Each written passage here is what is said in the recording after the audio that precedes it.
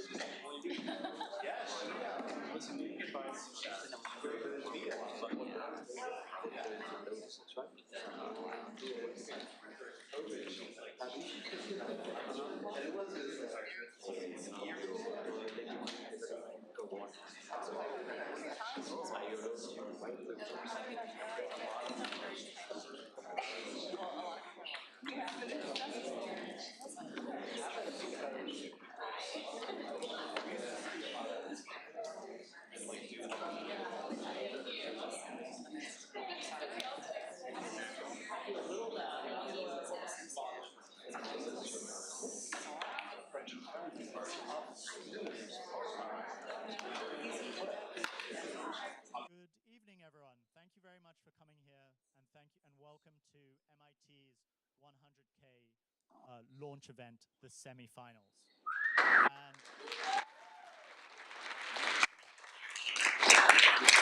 this is a really exciting opportunity to be here. And I want to first talk and say thank you to our sponsors. None of this is possible without their very generous efforts to support the 100K and to support MIT. Firstly, I want to highlight Akamai. Akamai actually was exactly where our competitors sit many years ago. They grew out of this competition and they didn't win. And now you see their name scattered around buildings around the US. It's a sign of the success, it's a sign of the strength of MIT, and it's a sign of the strength of the startups that come out of this institution. Also, we want to thank Nobel DAO, which is a collaboration between the Nobel family and Chinese entrepreneurs. They are working alongside MIT to sponsor new and upcoming startups and intellectual persons. Finally, we want to thank Yope, who are reaching out and are working to support startups in the sustainability space. I also want to say thank you to our judges who have given up their time to come here. We are very lucky to have them today. They're seated in the front row over here.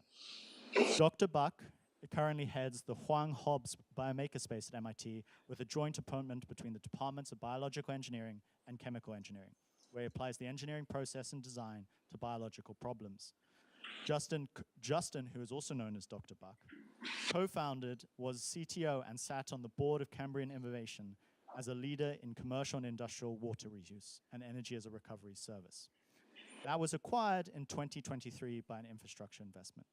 Justin's responsibilities at CTO included oversight of Cambria's research and development priorities, IP portfolio, and engineering and operations activities. Cambrian has been a recipient of a number of accolades, including World Economic Forum's Global Technology Pioneer, Clean Tech Open Grand Prize winner, and Artemis's Top 50 Water Tech. Early in its journey, Cambrian Innovation also competed as a runner-up in the MIT's 100K.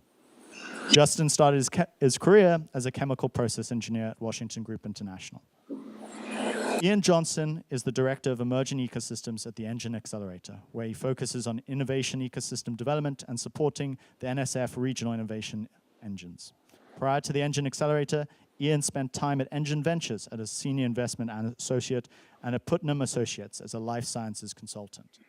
Ian also worked as the Penn Center for Innovation, assessing technologies for their patent and market potential. Ian has a PhD in pharmacology from the University of Pennsylvania and a BS in biomedical engineering from Rutgers University. Thank you very much to both of you for coming. Bob Mason is a managing partner at Argon Ventures. He leads pre-seed deep tech investments with a mission to amplify founder energy to launch cutting-edge products and build impactful global businesses. He has been a managing partner at Project 11 Ventures and was previously part of the Techstars Boston Investment Committee. His portfolio investments have included dozens of startups and access to a wide variety of founders.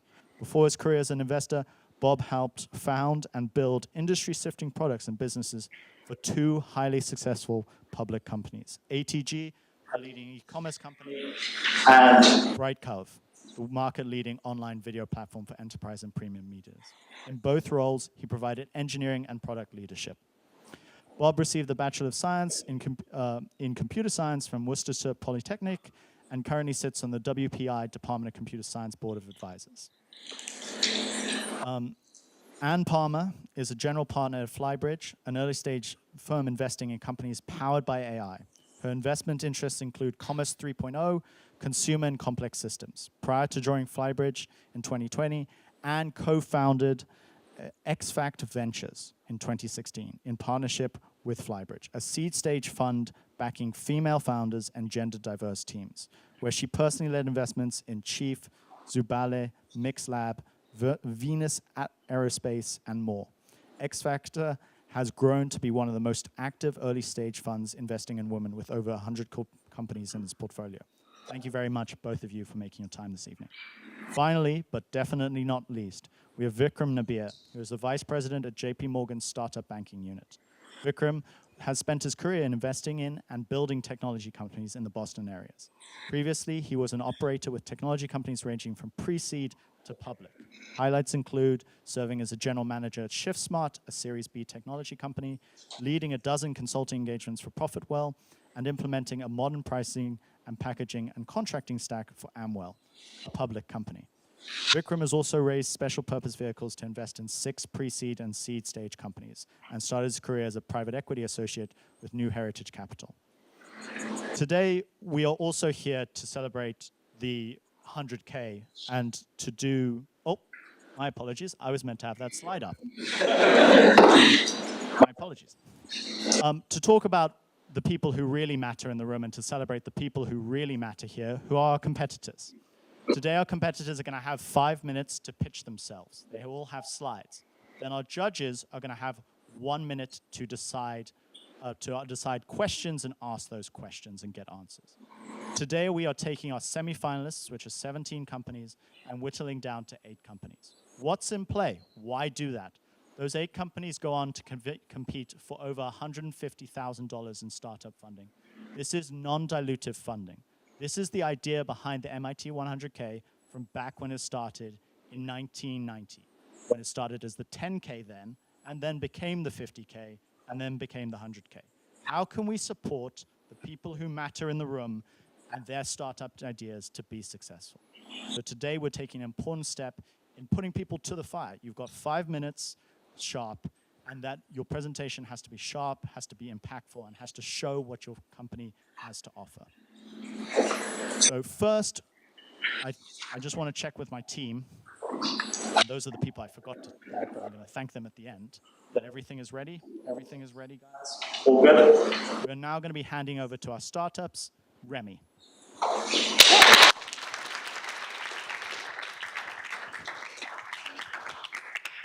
Testing. Testing the mic? Testing. Sounds good.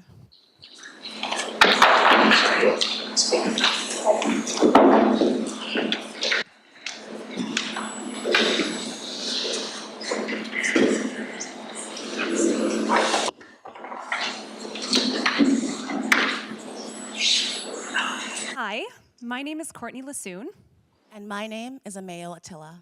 And we're Remy. Remy is a consumer tech product that is poised to transform how we online shop. Remy combines a private organizational dashboard with a social platform for recommendations, enabling users to seamlessly track and share product insights from across the internet. If there's one thing that the internet can agree on, it's that the online product review market is terrible. Research suggests that in this landscape of fake and sponsored reviews, consumers are most likely to trust recommendations from friends and family. So we thought that building a social platform, one that users could use to share products with their friends and family, was a decent start and could be a productive way forward. However, we soon realized that the review problem was related to another online shopping issue that was a pretty large pain point, one that no one really talks about. Disorganized planning. When you want to buy a product, everybody does some level of research, perhaps just reading reviews or comparing prices from multiple retailers. Then you have to keep track of what products you might buy. In our preliminary market research, we discovered just how ridiculous the current solutions to product tracking are. Many users load up several online carts and hope to the internet gods that each website remembers their cookies. Others fill in spreadsheets. Some, like Sarah on the left here, text themselves links. Many others keep tabs open in their browser. Poor Caroline at the top is contending with over 130 open web pages right now. And some shoppers, like me, laboriously copy and paste product details and links into a digital notebook. A lot of companies are currently working to solve this reliable review problem. And a lot of products in market are currently useful for users who want to plan online shopping. But this isn't just about unreliable reviews or disorganized shopping. It's about a whole system of socialized commerce that exists without and despite the lack of any digital infrastructure to host it.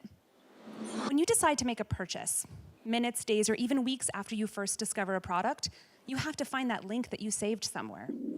And when a friend asks you for a recommendation, you have to somehow locate that link once again. Without a reasonable organizational method, chances are you'll have to restart your search from scratch. Remy empowers users to do what they're already doing, planning, purchasing, and recommending their favorite products to friends, but in one place and on one platform. Our beachhead market is online shopping enthusiasts. These are users who are highly tech literate, they value convenience above all else, and they trust their friends and social circles' recommendations for products. This segment is projected to grow 8 to 10% over the next 5 years. Our follow-ons are tech-savvy parents and young professionals. Assuming we capture 50% of that market in the beachhead and 20 to 30% of our follow-on markets, we are hoping to get an annual user base of about 48 million. We have developed 5 monetization methods, which we will roll out in 3 phases. First, affiliate links. For every product a user posts on their profile, an affiliate link that benefits Remy is generated. 2, influencer subscriptions. Users who want to post and profit off of their own affiliate links can purchase a monthly subscription for that privilege. 3, pay-per-click. Products also appear with a search for this on button that navigates users to their favorite retailers' websites. 4, inverted advertising. Users prompt our virtual shopping tool to suggest new products. Some of these products are sponsored placements. Suggestions are based on products that users are actively planning to buy, which we expect will produce much higher conversions without compromising user privacy. And 5th, we offer marketing packages. Once we have a critical mass of reviews on our platform, we'll sell portfolios of product reviews and engagement metrics as per user opt-in back to sellers. Cutting through the noise of sponsored content and fake reviews, Remy is a seamless, user-centered architecture for socialized commerce. We're Courtney and Ameo. Please reach out to us if you have any questions or if you'd like to get involved. The QR code here will take you to our website if you're interested. And please keep in touch. Thank you. Thank you.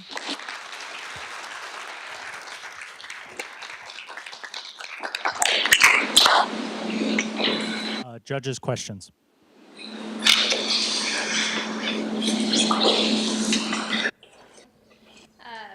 So I'm curious, given the massive scale that you need, both on revenue model and for that kind of social graph to start working, how do you think about acquiring those users and acquiring them quickly enough that you can both build revenue and add value? I think the first challenge to get anyone on a social media, some sort of site like that, is that you don't have any friends when you first sign up. So Remy is really offering immediate value through this organizational dashboard. I think ultimately it'll be up to the marketing program, which we're starting this fall. But ultimately it's about partnerships with the consumers that or the customers that are paying us for perhaps the portfolio reviews, et cetera. So I think it's a matter of negotiating between these people who are paying us and then the users who are mostly free. And just to add, we have chosen beachheads who are typically already very confident and able to network and pass on their links professionally. So ideally, choosing those beachheads and those sequence all on markets is going to allow us to proliferate. Thank you very much. Appreciate it. Thank you.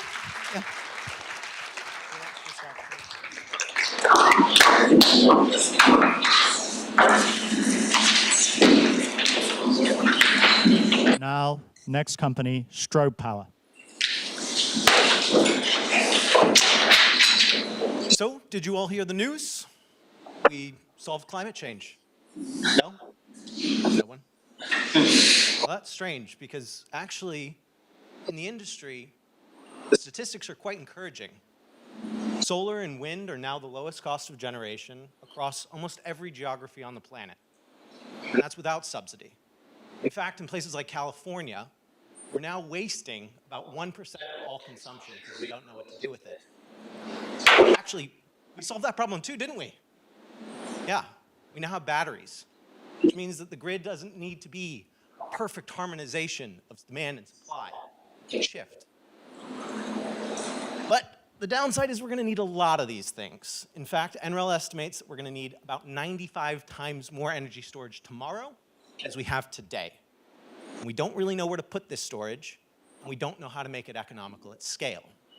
But if we can solve this problem, then we can have a clean, reliable electricity grid. I'm here to tell you that we can. My name is William Fisher, and I've been working in the power generation industry as a developer for the last 15 years. And along with my co-founders, Jay Parikh, a recent Tesla alum, and Keely, a PhD student here in CS at MIT, we are Strobe Power.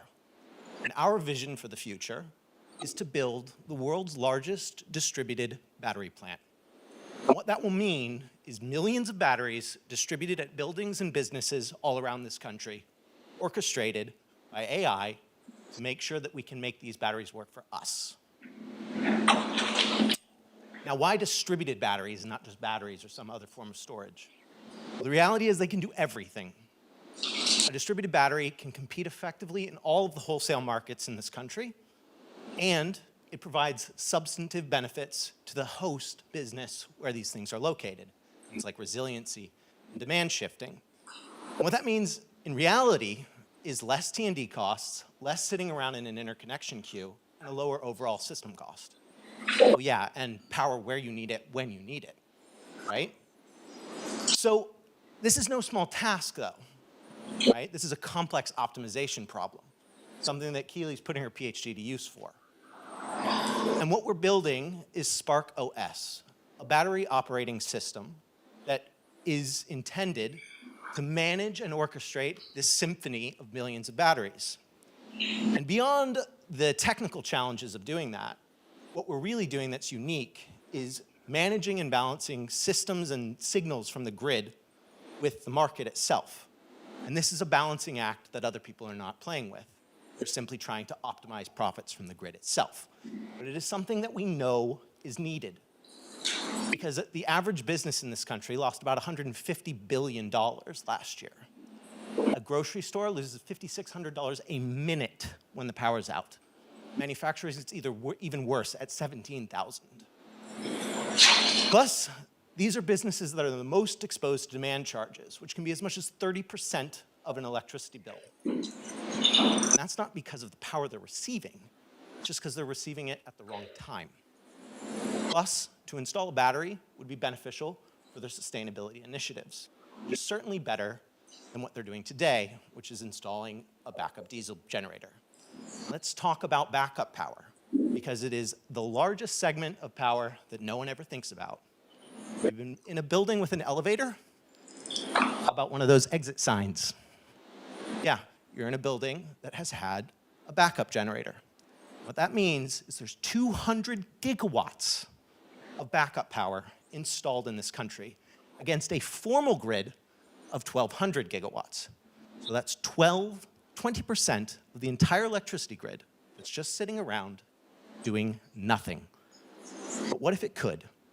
Well, that's our vision, and that's why we need your $100,000, because we need to take this out of the lab and onto a battery system near you so that we can make this dream a reality. Thank you very much.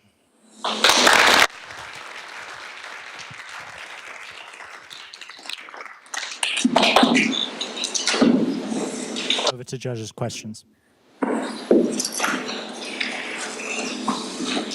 What type extra complexity are you trying to manage through that distributed model at this type of scale? Because obviously there's some key advantages of having things consolidated as well.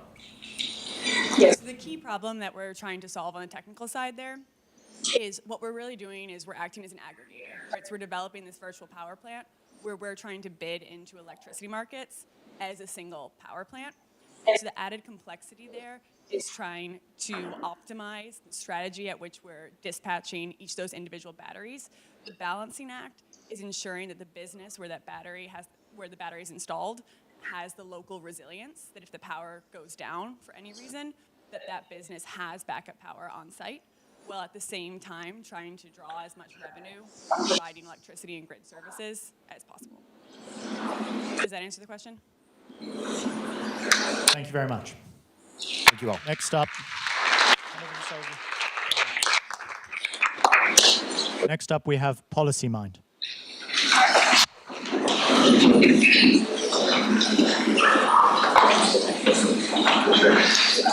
Hi. We are Policy Mind, and we are building an AI model to make better, more impactful policies. How cool is that? You're probably wondering what a bad policy looks like and what a good policy looks like. Let me walk you through that as fast as I can. So, homelessness has been stagnant and increasing despite a significant amount of 40% growth in spending. Bad policy. On the other hand, veterans' homelessness has decreased and even has been eradicated in 83 cities across 3 states. Good policy.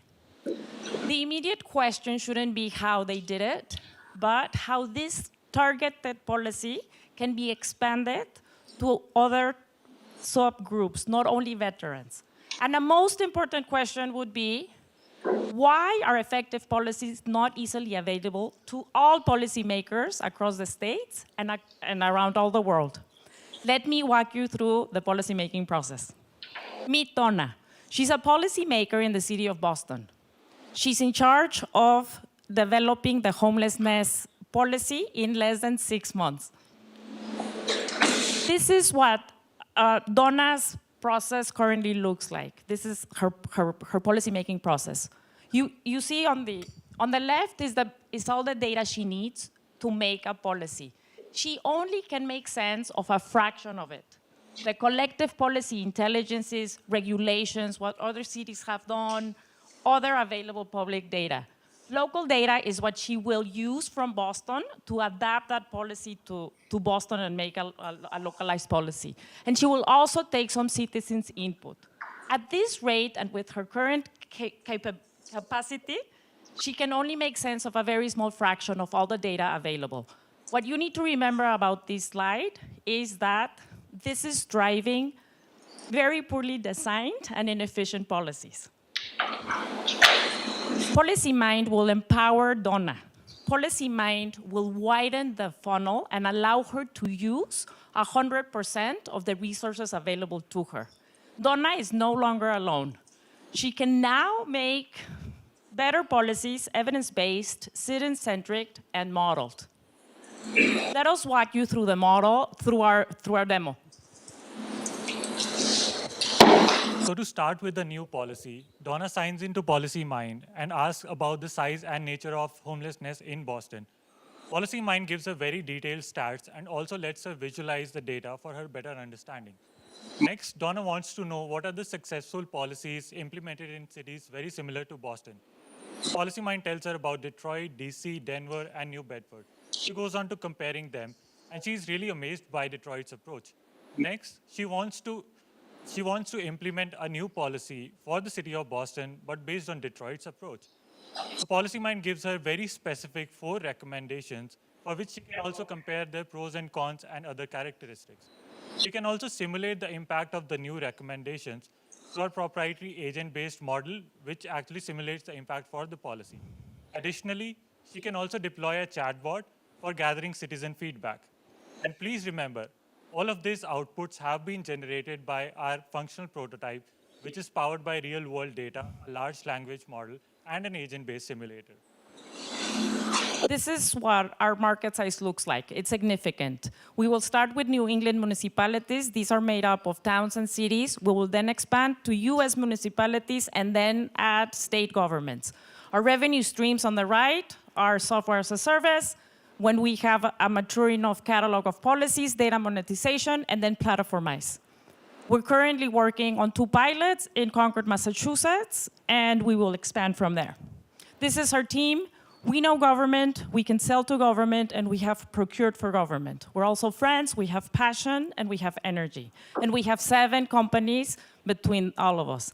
We also have an amazing team of advisors. They're from the Media Lab, they do AI, they do UX, and finance.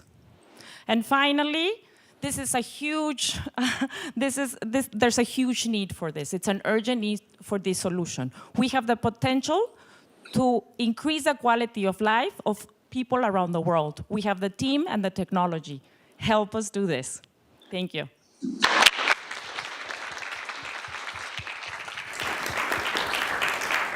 Now for questions from the judges. Great presentation.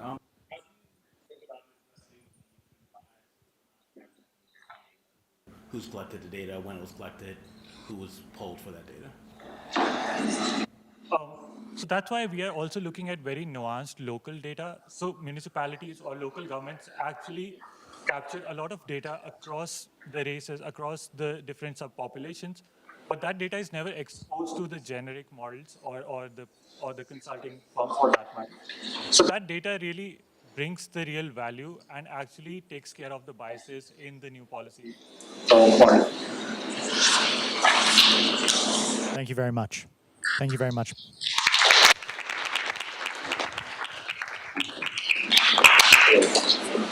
Next up, we have Max Compute Co. Think quick works. Great. Hey everyone, we are Max Compute Co., and we are building middleware for LLM developers. So while we are building for the enterprise, I'm sure this will be very resonant with many of you in the room that are founders, because we've spoken to many of you, as building on top of LLMs is really hard. For one, I'm sure everyone has seen this message a million times. They're not very reliable. ChatGPT is out of capacity. Whether you're using the API or using the chatbot, this happens maybe a couple times a week, which is just not acceptable for most user products. It costs a lot of money. Costs are soaring. The bigger you are as a company, the more users you have as a company, the more your bottom line is getting hit by the cost of these LLMs. Directly tied to that, they're very slow. The bigger the model, the slower it is, because the more parameters you're going to have to run all your prompts through. Just to get a final punch in the gut, no one really feels that great about the emissions. Data center usage is expected to increase by about 5x in the next 6 years, and none of the climate estimates really incorporate AI from the last 10 years that we've been talking about climate change. So this really sucks.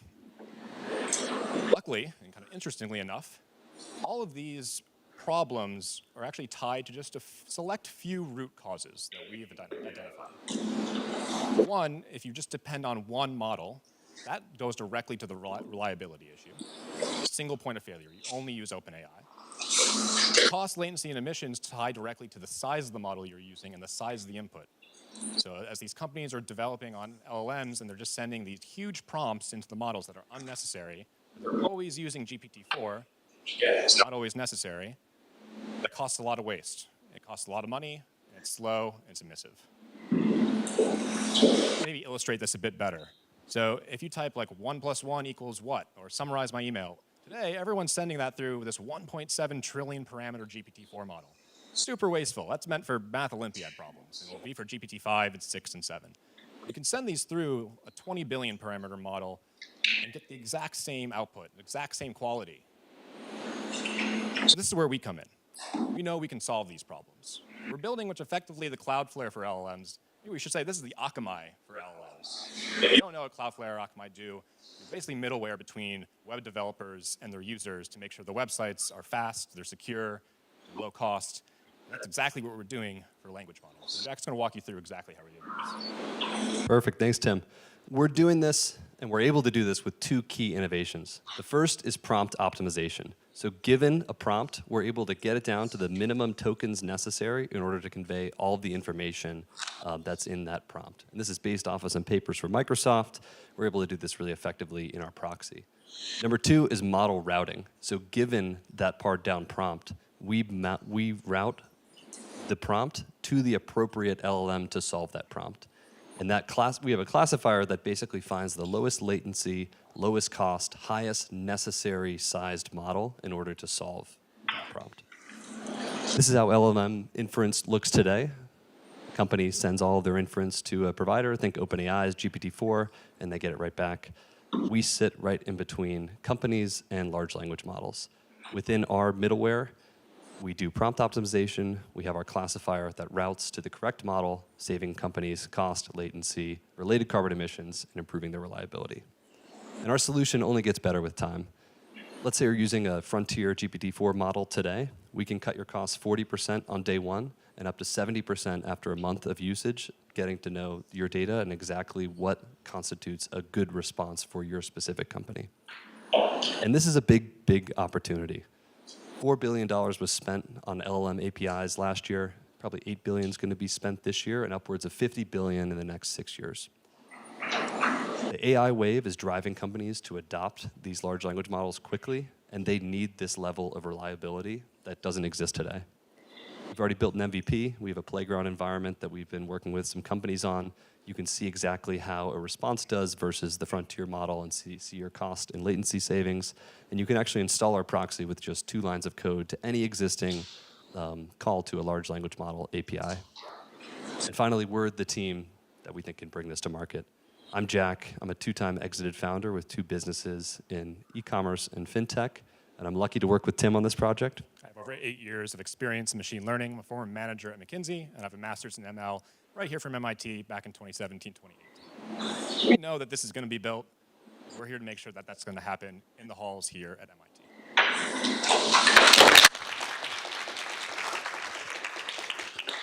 MIT. Over to judges' questions. Yeah, so really impressive overview there.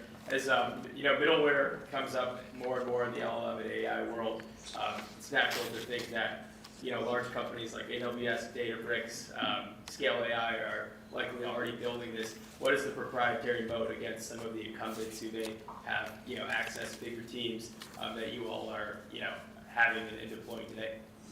OpenAI. You speak to it, yeah. OpenAI is trying to release something like this, but only for their chatbot, where you pay $20 a month and then they can optimize your prompts, because it gets their cost down. But they're not going to do it for their APIs, and they're not doing that specifically because if they did that for the APIs, they'd have to invite the Anthropics of the world, invite the Microsofts of the world, or the Databricks, or everyone who's releasing these models, which goes against their incentives. And if you get the model costs down, they're making less money. So Databricks, Snowflake, Amazon Bedrock, who's partnering with Anthropic, OpenAI, they don't want to do this. It goes exactly against their business model. Yeah. It needs to be a third-party company that's going to come in and do this, because those companies make more money if people use more AI. And we're here to ruthlessly optimize their costs. Yep, we'll go one more. Cloudflare itself already has guardrail capabilities and other value expansion areas around sort of mediating the relationship between different LLMs. So how do you sort of think about competing with a different class of provider than the LLMs themselves? I think most of their solution is using their own Cloudflare proxies to get the LLMs closer, and we do that as well. But most of LLM development and optimization is completely different than what Cloudflare is doing. We're actually going under the hood and changing some of the math on the outputs of these models. It's just completely different expertise that we're building off of to get to this solution. LLMs versus exactly Cloudflare, I think the analogy works, but at the end of the day, they're very different tech stacks. It doesn't actually align.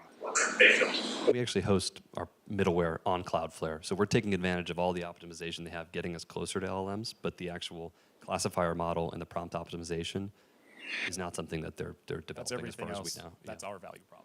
Thank you very much. Next up, we have Adalat AI.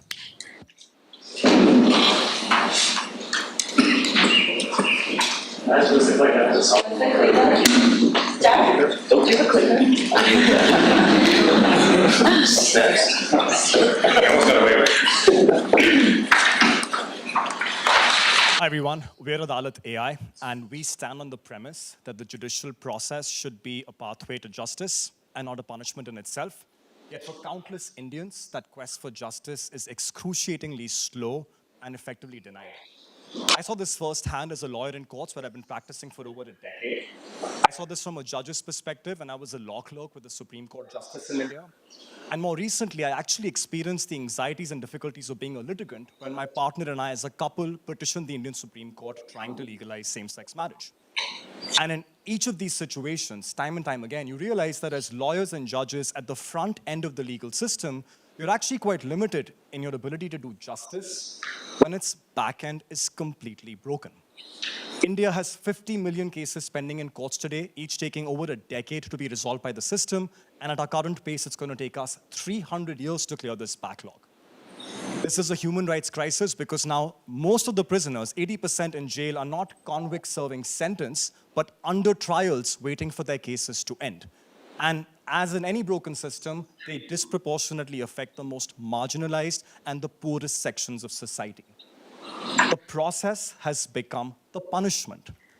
Now, there are many reasons why there are judicial backlogs in courts, but one huge binding constraint is the acute shortage of skilled stenographers in courtrooms. Because you see, in a courtroom, nearly every word has to be written down. Oral arguments, cross-examinations, the final judgment that's prepared. And in Delhi and Bombay, where I practiced, you had stenographers, but they were slow, overloaded, and unskilled, and held up court processes. And it was frustrating. But then I went outside courtrooms and realized that the majority of the judges outside big cities don't have stenographers, which means they're actually writing everything painstakingly by hand, not only slowing down processes, but compromising on their ability to do justice. Enter Adalat AI, a legal tech startup that's building AI solutions to transform justice systems in India and the global south, and our flagship product is a speech-to-text transcription software to address exactly that problem. Unlike generic products, this is trained on extensive legal databases, so it understands all the complex legal jargon that we unfortunately love using. It understands legal accents, multiple Indian languages, and the tech stack is built in partnership with judges and stenographers, the end user, so this seamlessly integrates into the end user's courtroom. The solution is a one-stop shop SaaS platform which serves all the needs of the judges, from dictating daily formal orders to actually translations, because very often witnesses will depose in their vernaculars, judges will translate to English and then dictate in English, which takes, an obscene amount of time, and we serve in multiple Indian languages, and also allow voice diarization, because very often in depositions, multiple parties are speaking at the same time, for instance, in a cross-examination, facilitating recording all of these proceedings in real time with improved quality of justice and savings in court. And the results are already speaking volumes. We have 5 active partnerships with court, and we are live in courtrooms in India today, transcribing oral arguments, depositions, and judgments to facilitate court processes. And the courts that are using our products are able to cut down case resolution time by nearly 50%. At scale, this means we can double the capacity of courts on a daily, annual basis, making a serious dent in that giant backlog that I showed you. There's an opportunity to expand across the global south because, thanks to colonialism, we all have the same legal system. And there's a huge opportunity in developing countries to do this because there's an appetite for tech in public administration. India has built Aadhaar, the biometric ID, has built UPI payment systems. The courts are going virtual, especially after the pandemic, making huge budgetary allocations. But at the same time, we want to cross-subsidize the social impact work by selling this to law firms and big in-house legal teams of corporations that are as much in need of these solutions as the courtrooms, making a sustainable path to social impact. Our team is incredible. I'm a lawyer. I studied law at Harvard Law School, economics here at MIT and Oxford. I worked at BCG, the World Bank, Courts and Governments. Our CTO is a tech engineer from IIT and has worked at multiple startups. And we're bringing this interdisciplinary experience to solve this multidimensional problem. And we're supported by multiple players, including Microsoft, where we're incubated, MIT, Oxford, accelerators, and JPAL, that's actually measuring the impact of our intervention so that we can generate evidence on this. When I was a lawyer in court, the glamorous thing would be to get that one bail in one courtroom or argue a case in another courtroom. But imagine the hundreds of thousands of bails and cases we will unleash on the system by converting words into justice, and we hope you'll join us. Thank you.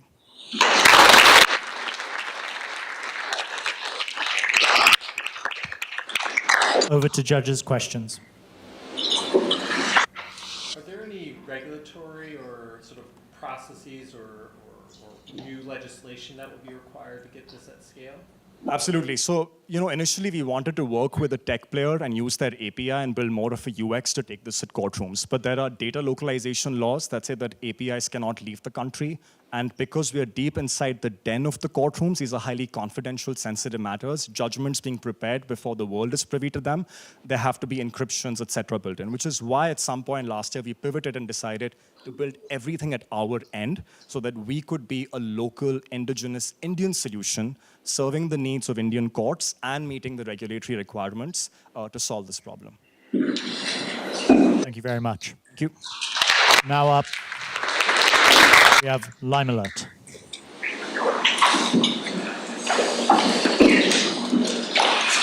Hi, I'm Brenda. When I first came to MIT, I was super excited to hike the trails of New England. That was until my fellow New Englander friends told me about a mysterious disease that you can catch in the woods, spread by infected black-legged ticks that will latch onto you and feast on your blood. And it causes a disease that is remarkably difficult to diagnose because the symptoms may not manifest until weeks later. And if they do, sometimes those symptoms get confused with symptoms of other diseases. And if you're lucky enough to catch the tick, you bring it into your doctor, usually you'll just go away with a course of antibiotics. And it's a broad spectrum antibiotic, so that causes antibiotic resistance in the population in the long run. So for me, every time I hike those woods now, I'm really crossing my fingers because it's a wild risk with my health that I'm taking. And the problem is Lyme disease. It is the most common vector-borne disease in the US today. The CDC estimates that almost 500,000 people are diagnosed with Lyme annually, and this puts an economic burden of $1.3 billion every year. And in the US healthcare system, there's a shortage of testing because testing can be expensive and it may not always be accessible to everyone. So people delay testing and it leads to chronic Lyme and a whole host of other illnesses that continue to bug you. And given the magnitude of the problem, it is surprising that there's actually no FDA-cleared test for Lyme disease infection right now. And current diagnostic methods will miss up to 60% of early-stage cases. So we are Lyme Alert, and our mission is to improve access to medical care through home testing. And our solution is a simple-to-use home test kit. Simply catch the tick, crush it with our tick crusher, add solution, and wait 20 minutes. Watch for a visible color change. If the solution changes color, it means that the tick that you tested carries the bacteria that causes Lyme disease. And if the solution doesn't change color, you know you're safe. Our patent-pending technology is being developed at MIT. Gold-labeled nanoparticles will be used to aid in antibodies binding to the surface proteins of the Borrelia bacteria.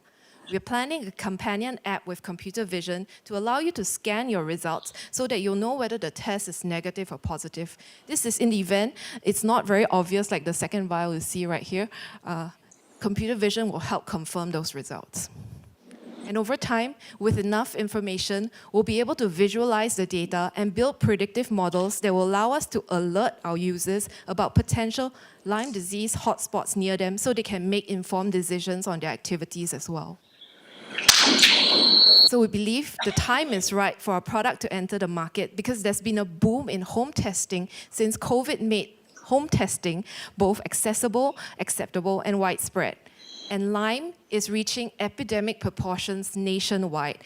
We think there's a need for a product that tests further upstream so that we can give treatment earlier, not just when the symptoms of the disease manifest, but testing the disease vector itself. So our beachhead market will be the consumer pet market because pet owners have a higher willingness to pay and there are fewer regulatory hurdles for us to bring this product to this market first. And our competitive positioning is strong because we're the only at-home test kit right now. All other testing options today require mailing in a sample either of a tick or your blood. And this takes days to weeks to get a result, hours, 20 minutes. And once we get FDA approval for human diagnostics, we expect a dozen other follow-on markets that we can enter into. And by year 2, we hope to be cash flow positive. This is assuming we sell at a price of $50 per kit and we move 90,000 units that year. And last but not least, we believe we're a team with the right mix of skills and experiences to bring this product to market. So I have experience leading government communications and public safety operations. And in our team, we also have an experienced medical healthcare leader who traverses academia and practice, a PhD who specializes in nanotechnology, an ex-head of R&D for an Air Force office who has brought technology from the lab to the field, and a bioengineer. All of us are united in our mission to improve access to medical care through home testing. And thank you. We are Lyme Alert.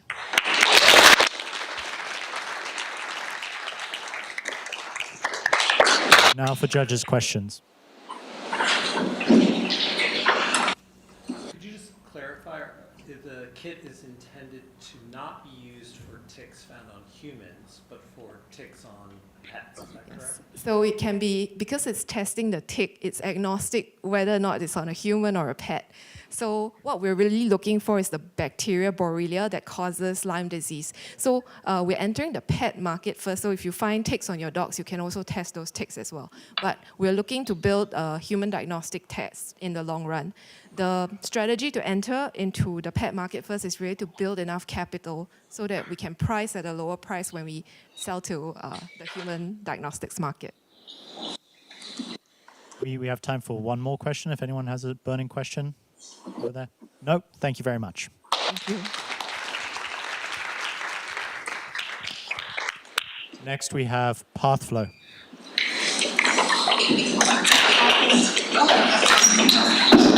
Hi everyone, I'm Diana Mojahed. I'm the founder and CEO of PathFlow, and I'm also a postdoctoral researcher here at MIT. PathFlow is the fruition of nearly a decade's worth of work of me and my team to solve a ubiquitous and highly impactful problem in the field of diagnostics that is little known to the rest of us, which is how do you find the disease to diagnose? Allow me to set the stage. Pathology is very inefficient. Anytime a surgery or a biopsy is performed, the tissue that's excised is sent to one place in the hospital, which is the pathology laboratory, and that's where it gets diagnosed. And that process of diagnosis starts with visual and physical inspection of the tissue, aka a pathologist assistant will look at and feel the tissue in order to find regions of interest that they should submit for the pathology process. And as you can imagine, the microscopic features of disease are not visible to the human eye or to our fingers. So they have to submit a lot of tissue. It's a very inaccurate way of doing it, and it's also lacks standardization, and it's such a problem that up to half of the stuff that they end up analyzing has no diagnostic value. And let me be clear, this has a huge impact throughout all of pathology. So when you can't select the right regions of interest for diagnosis, or you select too many regions, then the histology laboratory has to process all of those slides, and they have to make dozens and dozens of slides. The pathologist has to spend hours to review the slides. This can be anywhere from 50 to 150 slides per case. The diagnosis has to be delivered for the patient, and they have to wait for this very long process to finish, and it can be up to several weeks depending on that hospital's backlog. And then the hospital has to pay for it. And the hospital is reimbursed a fixed cost by insurance regardless of how much work they put into a specimen. So whether they spent 3 hours or 1 hour, they're reimbursed one cost. And in a world where more procedures are being performed than ever, as radiology is becoming much more sensitive, so many more specimens are being sent to pathology, and pathology has to deal with this huge increase, and as a result, there's a huge workforce shortage. Only 27% of pathology laboratories in the US are adequately staffed. In most other countries, that number is lower. And it's such a huge problem that most of the major hospitals across several states have lobbied their state governments in order to create more technician training programs to solve this huge issue. What PathFlow offers is a 21st century solution to a 19th century problem. We are building an AI-enabled 3D imaging tool with microscopic resolution that can accurately identify and eliminate that 30 to 50% of tissue that has no diagnostic value in a matter of minutes. With a device costing under $100,000, an average-sized hospital can save up to $500,000 per year in pathology costs. And this extends way beyond this initial problem in pathology. Being able to evaluate tissue in real time has huge value in intrasurgical evaluation, rapid biopsy evaluation, quality assurance, tissue banking, and the list goes on. And we're harnessing the power of silicon photonics and CMOS manufacturing to shrink a very large imaging system onto a small computer chip. This innovation has been ranked as one of the top 50 papers in physics by Nature Communications. It's been featured on the MIT homepage. We've performed over 150 I-Core interviews through the NSF program and have received several other awards thanks to this work. And this is our team. I have worked with most of these people for at least 7 years, and I can say working with them has been the greatest honor of my life. We are a team of engineers, optical, photonic, and machine learning. We have a pathologist on our team who has been a pathologist for over 35 years. We have a network of advisors who are luminaries in this specific field of bringing medical devices like ours to market, as well as silicon photonic technologies. This is our go-to-market strategy. We are in the stage of our preclinical prototype development. We've performed a 100-patient clinical study with a non-chip prototype. Are testing our on-chip prototype at the moment. We have our manufacturer set up both for the photonic as well as the medical device manufacturing. And we've been working very closely with the College of American Pathologists to chart the path to market, including our process for FDA approval, for which we already have 3 clinical sites who are interested in participating. Thank you for your attention.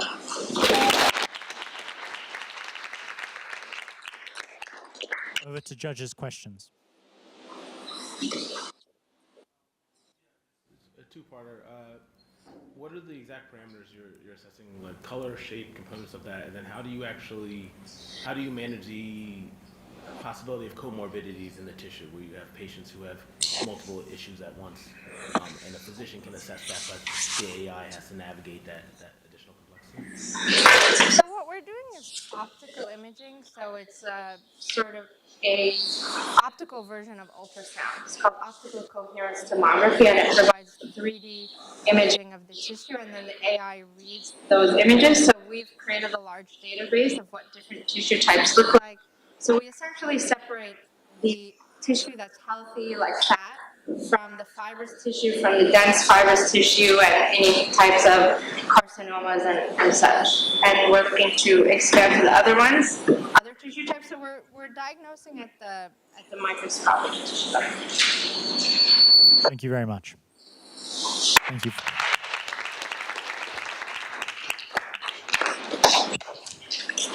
Next up, we have AirShuffle.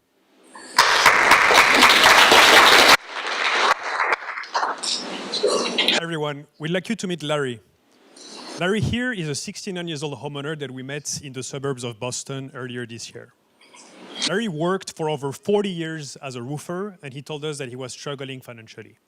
He said that he had to pay for an increase in the cost of living, an increase in his medical expenses, and he also shared that he was concerned about being able to afford long-term care. Unfortunately, Larry just came out of retirement and he's now working 3 part-time jobs in order to survive. I don't know about you, but I think it's unacceptable that someone like Larry, who has worked hard his entire life, has to work 3 jobs at his age only to survive. Unfortunately, Larry is not the only one in that situation. In fact, in the US, there is now 17% of the population who's a senior. That's 1 out of every 6 person, and they're expected to be 22% by 2050. But these people are also the one with the highest homeownership rates. About 80% of seniors own their house outright, as opposed to a market of about 60% ownership. But these people are increasingly struggling financially. In fact, just like Larry, over 50% of seniors struggle to maintain their standards of living in retirement. 50%. And at the same time, on the same market, most people cannot afford a house because of high prices, high mortgage rates, and low wages. Larry would like to access the equity that he has built up in his house, but today he doesn't have any good options for that. Let's look at his options. All of these options that you see here include an array of different downsides. Sometimes it doesn't allow him to age in place. Sometimes there is high and compound interest, such as with reverse mortgages. Sometimes he can be exposed to foreclosure if he chooses to keep the ownership of his house. But if he gives it up, he's exposed to rent increase. And in none of these cases can he receive an annuity for the rest of his life. With AirShuffle, we're trying to tick all of these boxes and maximize financial stability for seniors while maximizing comfort at the same time. AirShuffle is a real estate marketplace that connects house buyers and sellers to bridge that gap. We are commission-based, and we aim to help millions of American citizens, such has already been done in the past.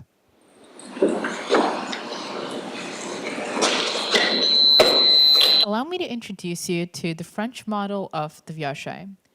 Oops. The viager has two parties involved. The first is a senior homeowner who is looking to tap into their home equity. They sell their house at a discounted rate, and in return, they receive an initial lump sum, an annuity for life. Most importantly, however, they maintain the right to remain in the house for as long as they need it, be it, and then they can exit when they want to move to a nursing home or in the case of their passing. The second party is the buyer. The buyer is able to make a discounted investment, benefit from house appreciation, and best of all, does not need to take on a mortgage. The buyer is able to occupy or sell the house once the owner leaves. What we do is essentially facilitate a viager deal. It starts from sourcing homes and having them valued through an appraiser. We then list it on our website and find a suitable buyer. Once these parties are matched, we facilitate and fix the terms of the contract. These contracts are fluid and change for each deal. We also provide continued support for the entirety of this deal. Looking at our current market opportunity, if we are able to access only 0.4% of all the real estate transactions that take place in the US, we are looking at an SOM of $656 million. So far, we have conducted 21 different expert interviews, ranging from Nobel laureates in economics, from tax attorneys, retirement experts, and we've also had over 40+ customer interviews themselves, so we can better understand their pain points. We also have a notarized draft contract ready, and we recently launched an initial ad campaign hoping to direct traffic to our website. In the future months, with more money, we are hoping to get tax lawyers, hoping to hire them, have them with us, and start aggressive online marketing to build a database of clients. My name is Kathy Atolia. I am the COO. I'm here today with my co-founder, Matthew. Together, we have worked with and founded over 6 different nonprofits and startups all across the globe. In the end, what we're trying to do really is enable senior citizens like Larry to access the $4.5 trillion that is currently frozen in the home equity that they own. We're hoping to enable financial freedom, make sure that they're able to age in a dignified manner, and redefine what home ownership looks like. Thank you so much. Thank you very much. Now time for judges' questions. Two-parter over here. With the first part of the question, so as you've done customer interviews to date, how receptive have some of the buyers been to having a variable date for when the seller may exit the house? So just to be clear, your question is how do sellers see that type of transaction, right? Are buyers okay with Okay. purchasing a house where they don't know when the seller will get out? Yeah, that's a great question. Thank you. So few people qualify for that deal. To give you some perspective, it's about 1% of the transactions in real estate in France, as Katie mentioned. So some might not be, comfortable with having to wait for the house, but it could be someone that invests, for the future, for a house they want to move on once they retire, or it can be a house for their children for maybe a few years when they go to university or something like that. Or it could be just a financial investment, and they are not that concerned about the date at which they will obtain the asset. Thank you very much. 40 customers targeting by April of 25. How do you monetize that customer base, and what kind of scale can that get you to? So we're looking at a commission-based kind of model, kind of standard in the real estate industry. We're thinking a commission between 4 and 12% of the value of the transaction. And then it's contracts that are a bit complicated and that last a number of years. That's why it's a bit higher than the average real estate transaction. But that's the pricing model that we're looking for. Thank you very much. Next up, we have S3 Markets. Good evening, everyone. I'm Saman, and I'm excited to talk with you about S3 Markets.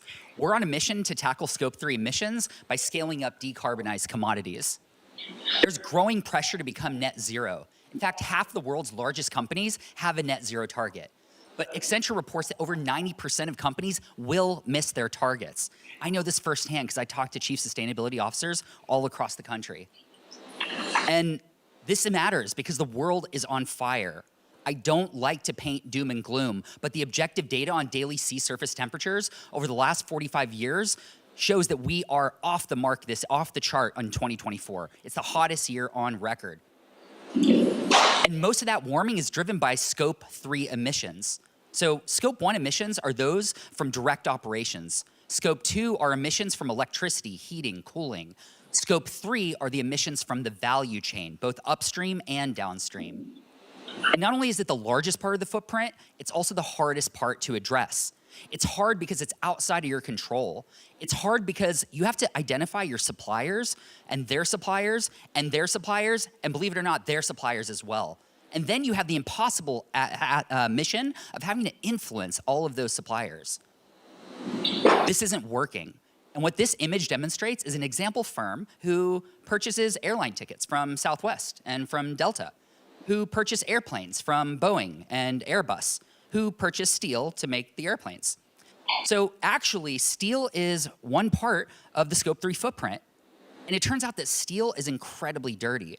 For every ton of steel that's produced, there's 2 tons of CO2 emissions. In fact, steel represents 8% of global greenhouse gas emissions. To be clear, we're gonna start with steel and cement, but we're positioning ourselves to be able to address a range of commodities. So how does the firm in this example affect the carbon intensity of steel? S3 Markets is developing a market-based instrument called a virtual commodity inset, a VCI. VCIs let organizations substitute dirty commodities in their value chain with lower carbon ones. We take that money and we route it directly to green producers of commodities so that we can mitigate the green premium, effectively allowing them to cost compete with dirty, standard, ordinary commodities. In exchange, the VCI purchaser gets to claim the benefit of the carbon emission reduction of substituting the green commodity with the dirty one. And that's what this green bar demonstrates. It shows the delta between the emissions of a dirty commodity and the clean alternative. And that's what generates the VCI. Now, I want to be clear. This is not a carbon offset. Carbon offsets are fraught with issues. It's like planting trees or cook stoves. They have nothing at all to do with the organization, and they subject organizations to accusations of greenwashing, and for good reason. We are fundamentally different.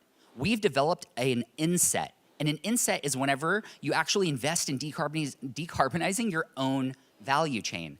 And this is important to customers because they don't want to be accused of greenwashing, and credibility is everything. So we think we're well positioned to be able to capture a significant portion of the rapidly growing North American carbon dioxide removal market, which is valued at $170 million right now and is growing at a CAGR of 18%.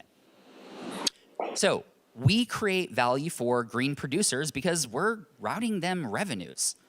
We create value for purchasers because they don't know what to do about their Scope 3 footprint, and we're gonna help them address it.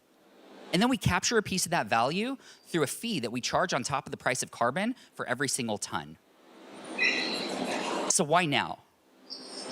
It's incredible because just 3 weeks ago, the international standard setting body, the Science Based Targets Initiative, announced that they are going to start allowing for market-based instruments like ours to start to count towards to count towards net zero targets. So the timing couldn't be more perfect. And then this is the team that's gonna get us there. I'm Saman. I've been working in sustainability since 2017 when I was hired by the MIT Sloan Sustainability Initiative to come and scale up their project Shift. I'm super excited because Dr. Michael Rayner is going to be joining us. He starts Monday full-time. He is a managing director at Deloitte and has been working there for 26 years. He has been helping companies with their corporate carbon strategies for a very long time. And then we've got an incredible group of advisors who are going to help us navigate the future. So I'm really excited about S3 Markets. I hope you are as well. And by the way, if you've ever heard of the book, The Innovator's Dilemma by Clay Christensen, Michael Rayner wrote The Innovator's Solution with Clay Christensen. He's a phenomenal business mind, but also he has practical experience actually helping corporates to decarbonize. So thank you so very much.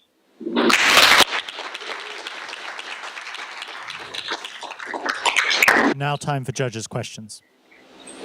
Can you just talk a little bit about how you're planning on getting companies to adopt this solution? Yeah, so we're actually in conversations right now with 2 of the 5 largest tech firms in the country, or probably the world. And it's really been mostly through warm relationships that we have. And so I've got a pipeline of about 100 other companies.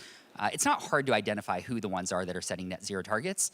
It's just a matter of reaching them and having these conversations with them. We have time if you've got a burning question over there, if anyone of the judges has a burning question.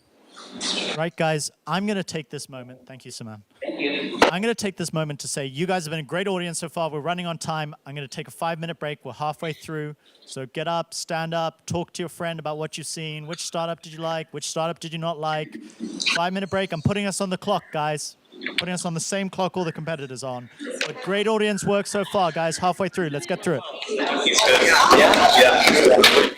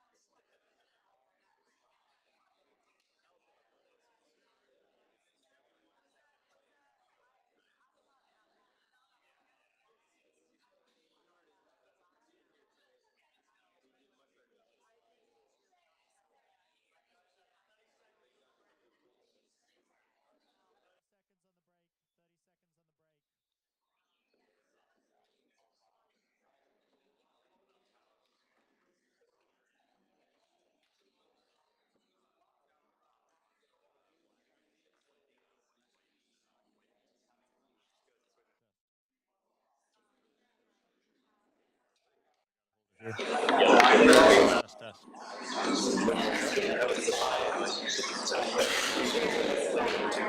Right, guys, 10 seconds. Please take your seats. Unique, New York. Unique, New York. All right, guys, over to Helix Carbon. Thank you very much, Sam. My name is David Brown, and I am representing Helix Carbon, where we are transforming carbon dioxide into value.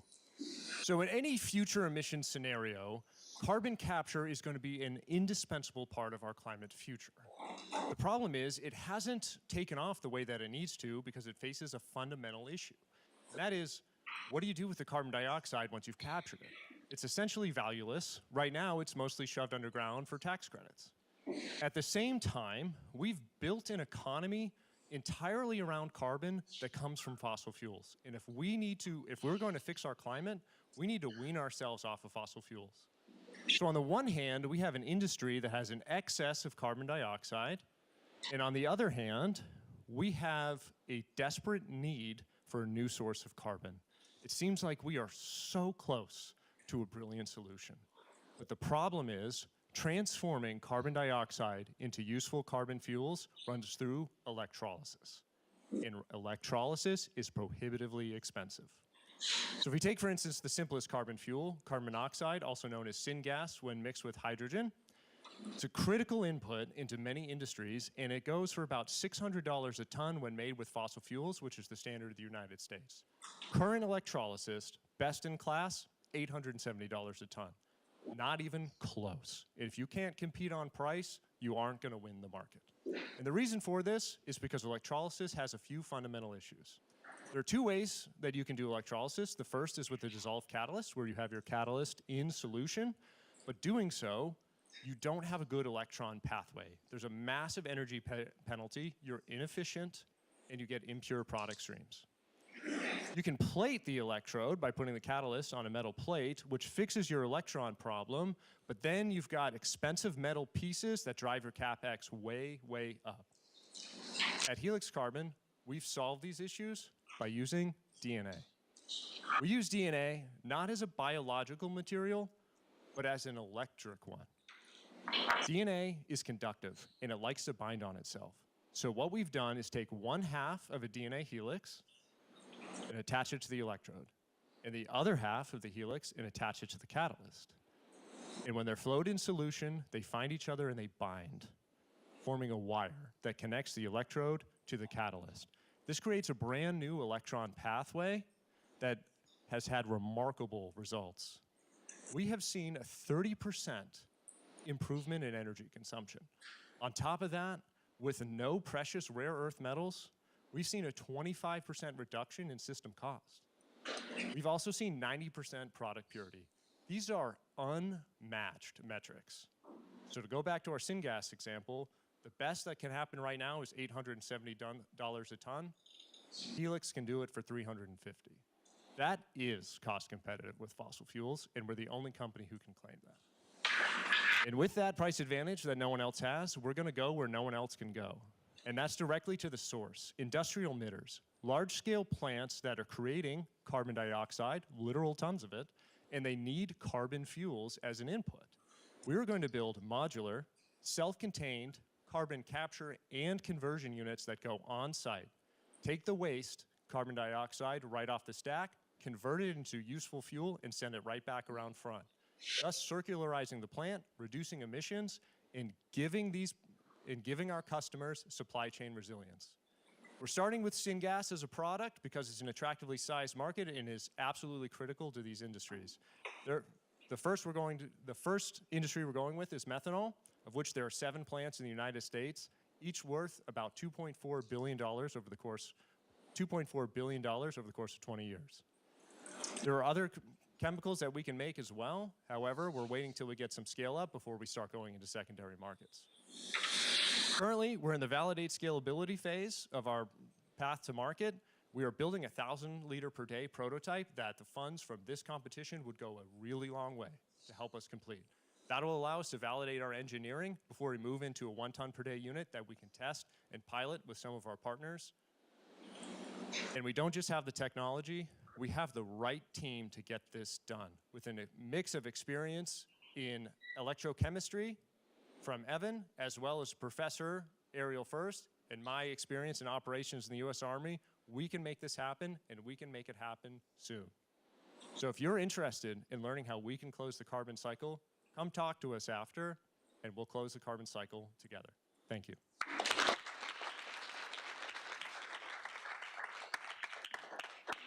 Now for judges' questions. Was the cost that you had on the syngas from fossil fuels just the entire cost of the process? That include other byproducts like the hydrogen, which is also used to make the products? It does include the hydrogen, yes. The cost is inclusive of also producing the byproduct? Yes. Okay. And another quick question on the total scale, the 1,000-liter, how many more scaling steps do you envision? That's perfect, thank you. So we think the 1,000 liter per day, we're trying to get that done by the end of the summer, and then we're going to use the results from the 1,000 liter a day to raise seed round, which we can use to go right to our 1-ton pilot. And the 1-ton pilot is critical for us because electrolyzers stack. So if we want to go to a 50-ton electrolyzer, we don't need to scale up 50 times. We just need to build 50 1-ton units. So the 1-ton unit is going to be critical for us, and that is the next stage after the 1,000 liter. Thank you very much. Thank you. We're just going to take 10 seconds to let people standing up have to get a seat if you want. So everyone's in a seat. Hi, everyone. My name is Obi. I am representing 1-inch Kitten Heels, and I'm here to talk about heels. Heels. One of the reasons women wear heels is because it makes us feel confident, elegant, poised, and stylish. You could be putting on ordinary clothes and you put on a pair of heels and it transforms the way you look and the way you feel. However, it's not every female out there that can wear heels. Take, for example, someone like me. I am 6 feet 2 inches tall, and what is available in the mainstream market are inches that range from 2 inches to about 4 inches. In addition to that, there's also an underlooked market, which are women with wide feet. Somehow people believe because you're female, your feet are expected to be small, but this is not the case. This is where 1-inch Kitten Heels do come in. They are stylish 1-inch heels that do provide comfort and balance to the underserved market. In addition to that, I would also want to talk about a secondary market. Everybody knows that one female that comes into work by 8 a.m. wearing heels, and by 12 noon, 2 p.m., she is wearing flats. Or that wedding guest that goes to a wedding and she's about to dance and she takes off her heels. This just shows that whatever is available in the market is unnatural and not practical. In terms of 1-inch heels, it is a dedicated line of heels that range from workwear, winter boots, to casuals. Our differentiator is that we provide comfort, balance, and style. We are also currently have a prototype that is being produced for tall females, which are 5'9" and above.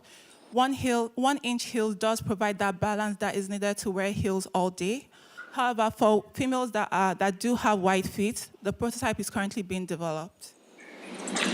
In terms of competition, there is currently no fashion brand that currently caters to tall women in terms of shoes that do provide comfort, balance, and style. Currently, the high heels market is about 42.7 billion. It is estimated to grow at a 3.1 CAGR in 2027. Our niche target market are tall women, taller women, and women with wider feet.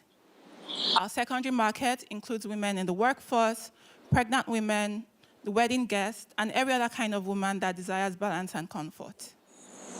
Our progress so far. So we are currently in the planning phase. We do have a prototype for tall women, which are 5'9" and above. In terms of wide feet, that is currently being developed. We've also engaged advisors. We have an advisor who is an MIT professor for branding, Professor Renee Gosling. She also has a PhD in marketing, and she has been able to validate this idea and also let us know that in terms of price point, we are looking at a range of $200.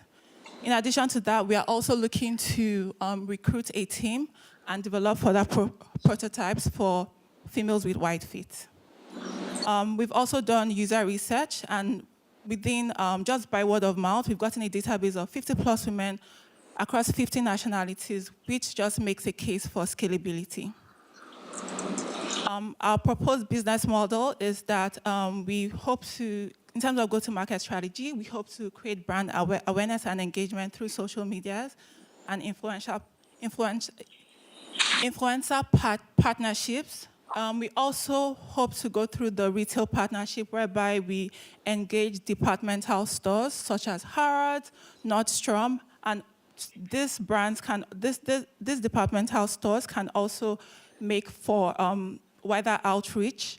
And in terms of revenue streams, there will be direct sales via the website, indirect sales through these departmental stores, and other revenue streams through setting partnerships with celebrities and designers.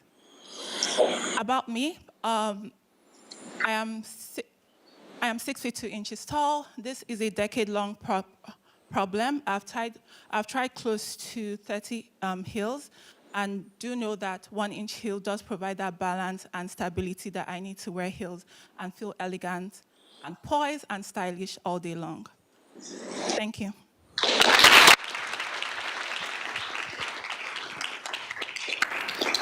Now for judges' questions. I'm the opposite problem. I'm so small that I need the largest heels possible, as you can tell by my shoes today.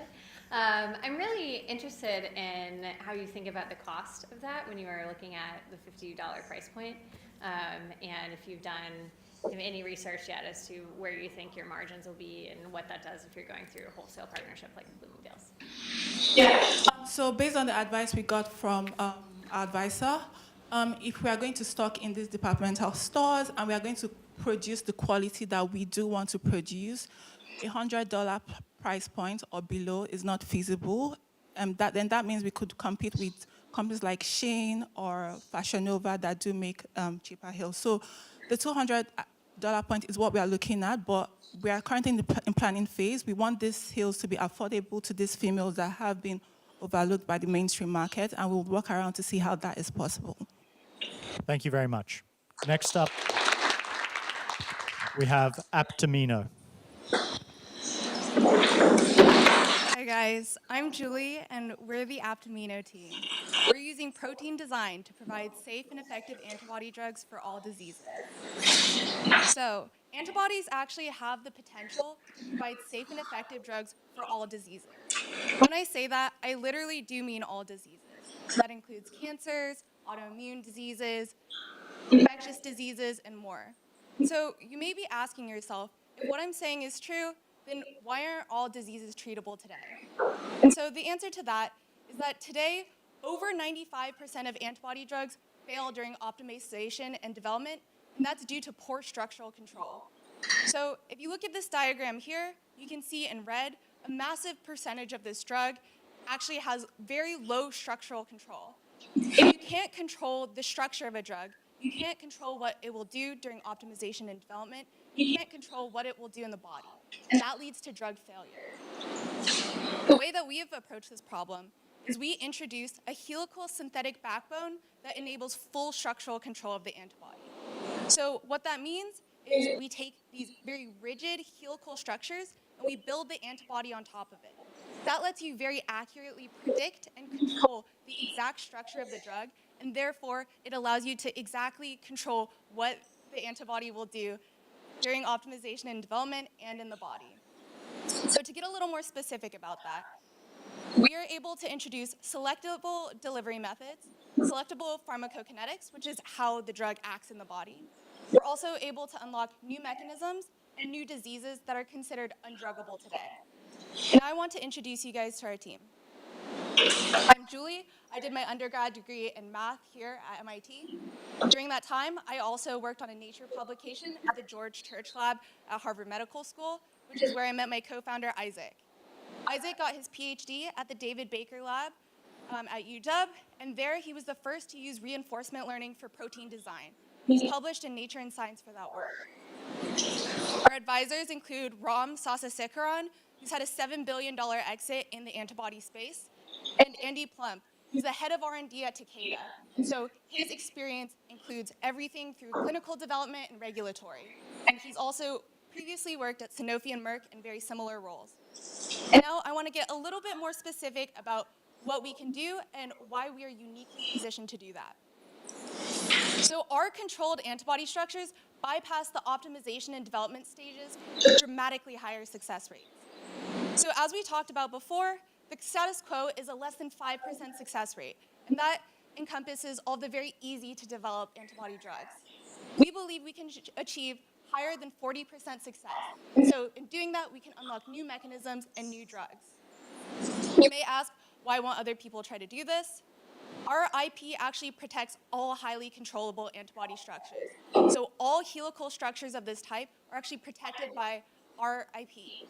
And not only that, but our algorithm is actually self-reinforcing.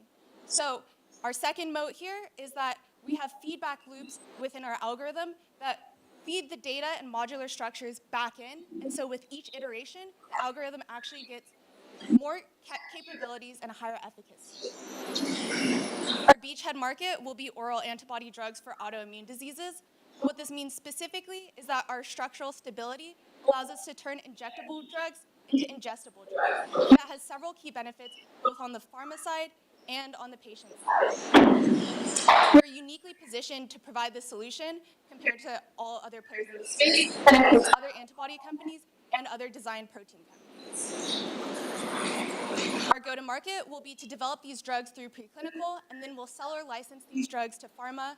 Here we just have some examples of potential customers and their revenues and prior deals of a similar type.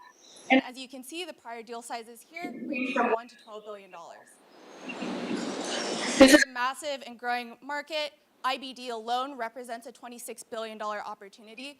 We believe that over time, we can expand into the adjacent markets.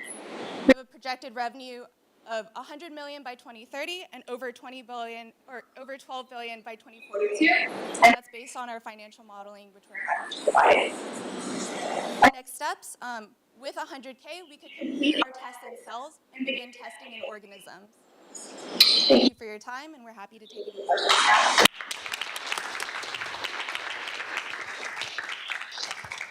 Thank you. Over to judges' questions. I was just curious on the patent, is that fully awarded or is that still under prosecution? Is the patent fully awarded or is that still under prosecution? And can you tell me a little bit more about what is actually covered that you have such broad protection? Yeah, so right now we've submitted the provisional patent. Once we finish the testing in cells, that'll make it convert into a full patent. What we have there is a general patent. And so because we're introducing these helical structures, it's not a typical antibody patent. You don't just protect the sequence, which is like a very narrow range of like what exactly that antibody does, but you can protect the actual structures. And so multiple different types of genuses of antibodies can be built on these specific structures, and it's the structure itself that is patented. So any CDR, which is the binding region of the antibody, that consists of these helical structures is patented. Thank you very much. Thank you.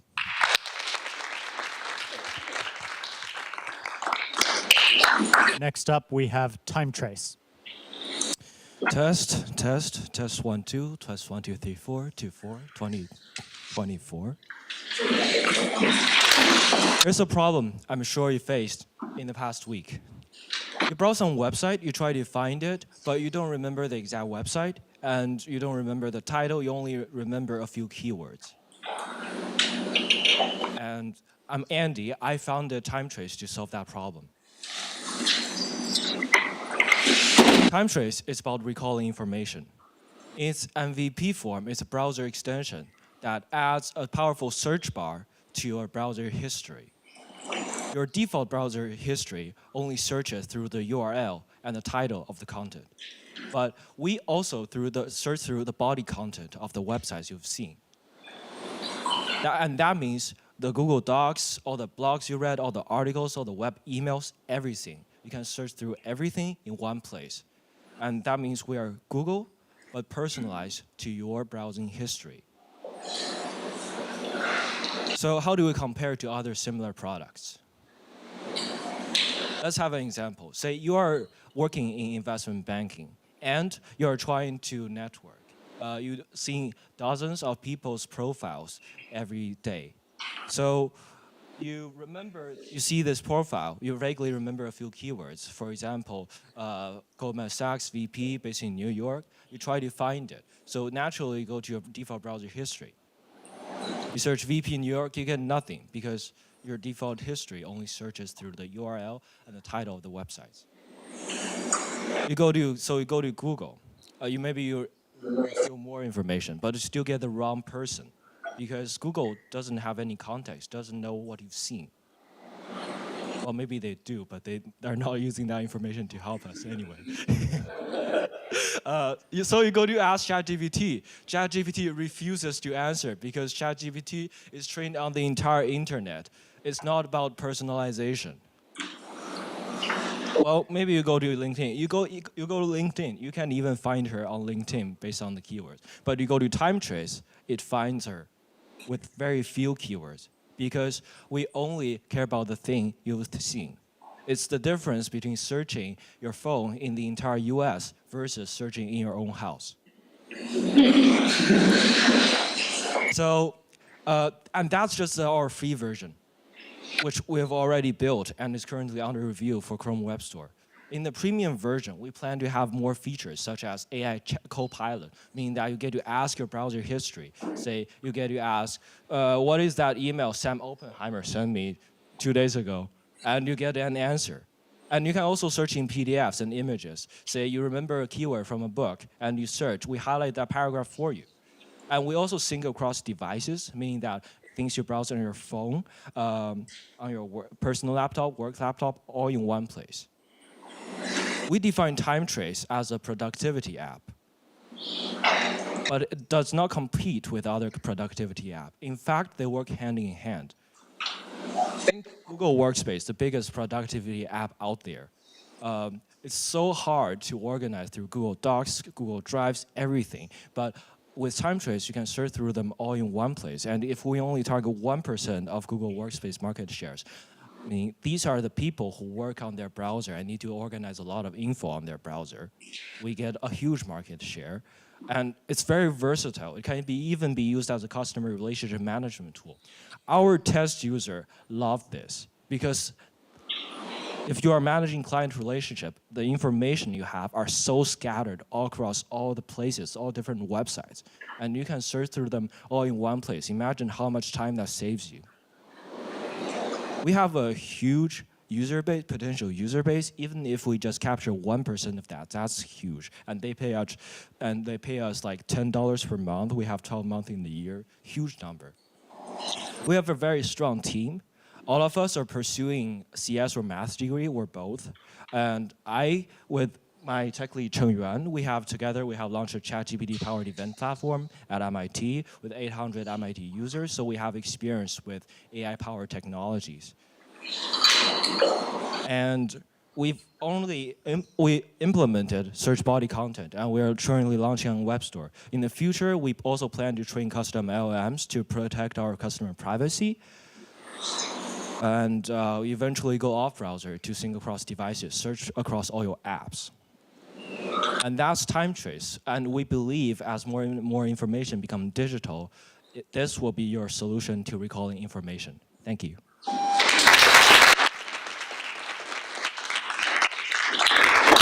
Over to judges' questions. So from your MVP or beta launch, what percentage of the free users have indicated an interest to upgrade to paid if you are at that point, and if you're not, that's no worries. We're not launched yet, so we've yet to ask. Any other questions? Thank you very much. Thank you. Next up, we have Data Fend. Can you raise up your hand if you believe data privacy is a big issue? Yeah. We agree with you, and even governments agree with you too. And just last year, Meta was fined over $1 billion for failing to comply with privacy regulations. And here's the thing, this is not an isolated incident. This is a direct result of increasing privacy regulation as well as the general public demand for better data protection. That's where Fend comes in. We are building an AI platform that processes and also transforms enterprise data to make sure that it complies with all of the most stringent privacy regulations. The problem we are facing is what we call the privacy paradox. On one side of the paradox, you have AI's growing demand for data, which is projected to reach 21 zettabytes by 2027. On the other side, we have rising privacy concerns and regulations, which is highlighted by the increasing compliance cost for companies. And the solution we are building is an enterprise developer platform for compliance and privacy. We are going to be using LLM-based AI pipelines for privacy checks, and we'll be using privacy-preserving algorithms like homomorphic encryption and differential privacy to privatize data and make sure it's compliant. I'm going to run you through a quick workflow of the solution. So our platform is able to ingest data from all of the available data loaders that is currently available right now. And then we run it through LLM-based AI privacy pipelines that have privacy checks built into them. And the result of this is a privacy compliance report that shows you the overview of the entire compliance environment, the impacted rules, the revenue loss, impacted organizations, and other relevant metrics. Then the non-compliant data is run through a privacy engine. Take, for example, the last line on the input, John Paul. It has an age of 12. Under CCPA, that is non-acceptable because the age of consent is 13. So what do? We delete that row. What of the names? We use traditional encryption to encrypt the names. We use homomorphic encryption to encrypt the location. And then for age, we introduce noise using differential privacy. The result of this is a privacy check report that shows all of your data is now compliant with all of these privacy techniques, and then you have an assurance with this dashboard.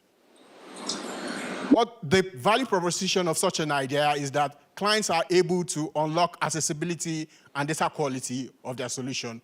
And this is not just for in-house data, this is also for data that they buy from data brokers. The market we are targeting is very promising. We're looking at the global data protection market, and then we've zeroed in on a beachhead market of the advertising data segment, and we are assuming a modest penetration rate for a market share of about 300 million. We've looked at the solution in this space, and there is nobody that has hacked this solution yet. And the fact that Meta still got fined last year is proof that nobody has figured it out yet. And we believe we've built a tech stack that has an edge in transparency and collaboration, and we intend to double down on this competitive edge. So we have a SaaS model, which is a tiered subscription plan with enterprise. From our user interviews with multiple experts in academic and industry, we have validated our techniques and also our business thesis for Fend. So here is our talent team. Ayo, 6 years in management consulting, worked in AI. This is me, background in computer science and built advertising and privacy-related products for big tech. And Chris, also from the technical side, EdTech AI built petabyte scale and 3 times technical founder. And we also have Nick, who is a 6 times founder and has 4 AI patents. We are asking to raise 100K pre-seed fund for us to build MVP in 3 months. For every enterprise to be successful today, they all need controlled access to secure and privacy-compliant data. So we are one venture that every business needs. They all need Fend to protect and defend their data. So don't get fined like Meta. Sign up to Fend to protect your business. Thank you.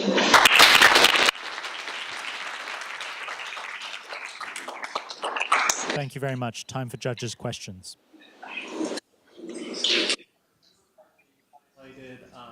Concepts like using blockchain for auditing and this notion of secure collaboration as your key points of differentiation versus established competitors. Why are those so important? So we believe in transparency. If you look at so many solutions in that space, it's very locked up. Nobody really understands the solution. And that's why there's no mainstream adoption right now. So what we're doing, we're using a technique called zero knowledge proof with blockchain, and we're going to log all of the actions we perform on the data set. But because it's publicly verifiable, people can literally see what we've done. So it's transparency. And we're opening up a privacy space to drive mainstream adoption. Because the reason why solutions are currently not working in that space is everybody's solving the problem, but nobody really knows what they're doing. So we think transparency, using a blockchain methods to open up transparency is a way to solve that problem. Thank you very much. Next up, we have Vertical Horizons.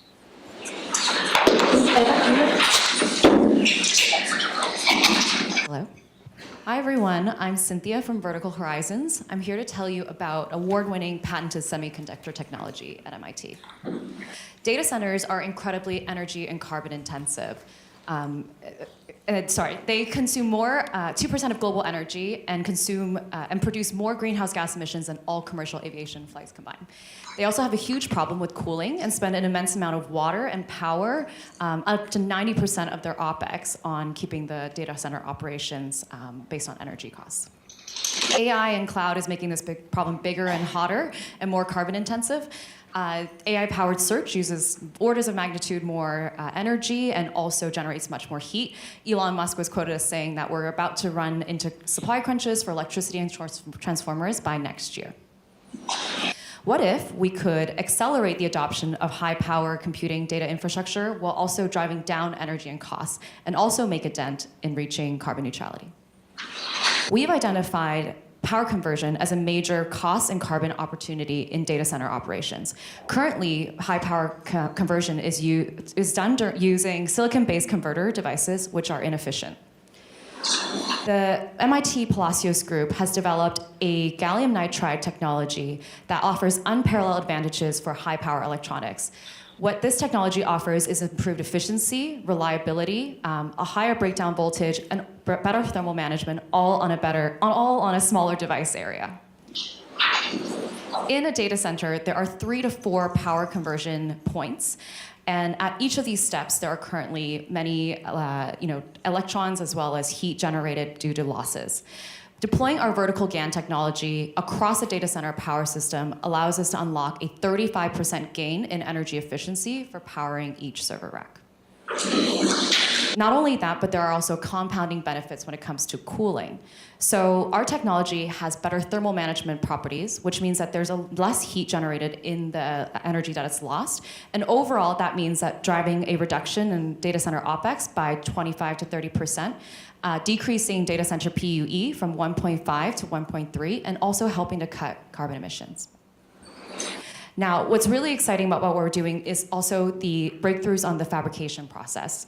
We are using a deposition process that uses GaN on an engineered substrate, and we're able to do this on a CMOS-compatible process, which means that there is no high upfront CapEx investment, and also a lower gallium nitride material costs, down to 1/3 compared to incumbents. This is a picture of the prototype that we're making at MIT Lincoln Lab. It's the first of its kind vertical GaN FinFET using 8-inch wafers, grown on 8-inch wafers being fabricated at the Lincoln Lab. So this is a significant breakthrough compared to some of our competitors, which are only able to achieve 2- and 4-inch wafers. The market opportunity is immense. We've already talked about data center converter modules, which is valued at $700 million. EV charging is our next target market. We've actually already validated the pain point, $4 billion and rapidly growing. But what's most exciting about what we're doing is it's actually a platform technology that can be applied across all high power electronics, and that's a total addressable market of $30 billion. Our technology is outperforming not just silicon, but also the emerging silicon carbide technology on many of the performance as well as fabrication metrics.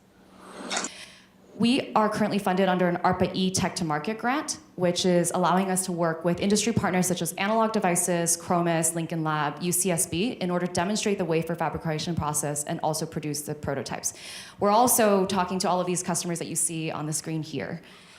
which is also how we secured our very first pilot, which is with a co-location data center based in New York City to help us demonstrate the results of our prototypes in the data center context. We're also leveraging the tailwinds of both the US CHIPS Act as well as the IRA. And I'll quickly talk about our team. So myself, I'm Cynthia. I am a Sloan Fellow MBA with 10 plus years of experience across climate and energy investing and market development. Sharon, Josh, and Minsik are all PhD students in the Palacios group, where their research has been fundamental to many of the breakthroughs that we're talking about today. And Dr. Tomas Palacios is our advisor, along with this great group of commercialization experts that we're working with.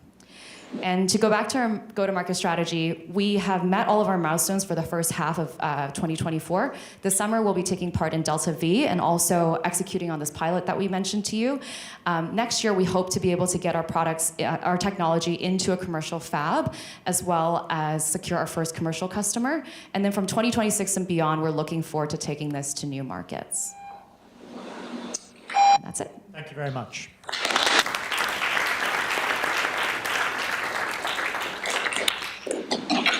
Judges' questions. Can you clarify how your technology actually gets integrated into other products, or would you be building your own power conversion systems?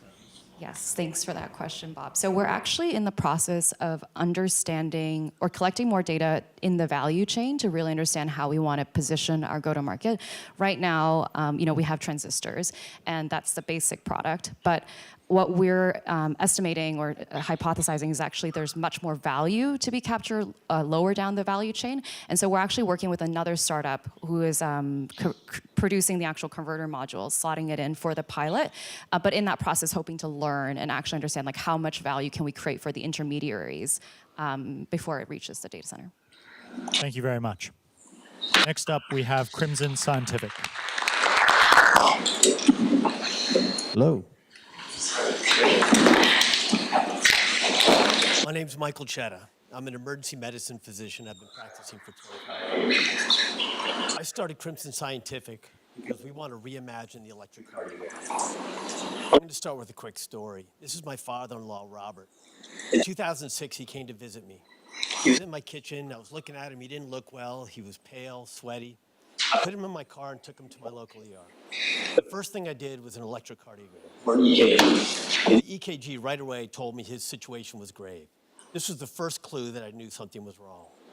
Within minutes, my father-in-law went into cardiac arrest. I began CPR, I gave epinephrine, I got his heartbeat back. He survived that day. And the EKG was a critical tool that I used to save his life. If Robert went on to live 15 more years, he saw his grandkids graduate from college.